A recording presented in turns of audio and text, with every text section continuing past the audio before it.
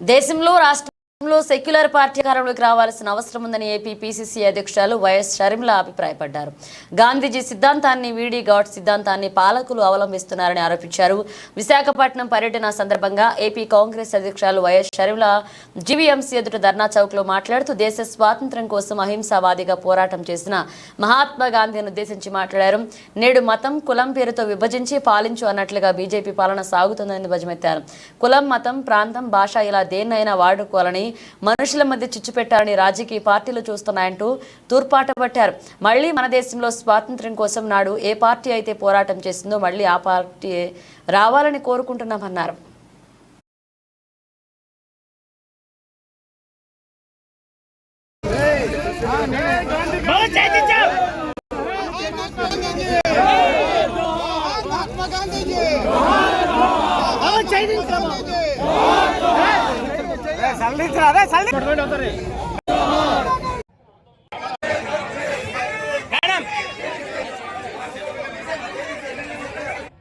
మేము కూడా వెళ్తున్నాం, మీరు కూడా రావాలని కోరుకుంటున్నాం.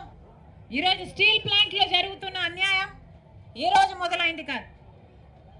స్టీల్ ప్లాంట్ కు కాంగ్రెస్ పార్టీ రావడానికి కారణం, ఆ ప్లాంట్ నిలబడడానికి కాంగ్రెస్ పార్టీ కారణం.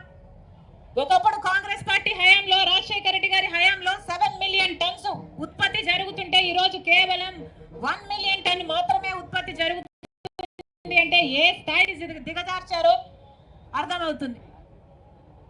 మేము పోరాటం చేస్తున్నాం.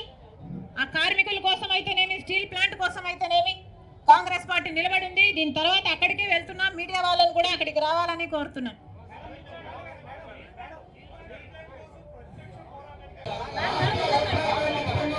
అన్న మేము కూడా బీజేపీకి వ్యతిరేకం. అన్న మేము కూడా బీజేపీకి వ్యతిరేకం. ఒక 2 నిమిషాలు ప్లీజ్. వీటికి విలువ ఉందా? పాలకులు వీళ్ళకి గౌరవం లేదు. అందుకే ఇప్పుడు పాలకులు పాటిస్తున్నది గాంధీజీ సిద్ధాంతం కాదు, గాడ్సే సిద్ధాంతం. అవునా కదా అన్న?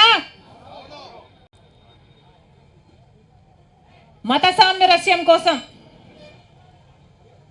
ఎంతో చేశారు కాంగ్రెస్ పార్టీ అయినా, మన పాలించిన ఇంకో మైక్ ఉందా,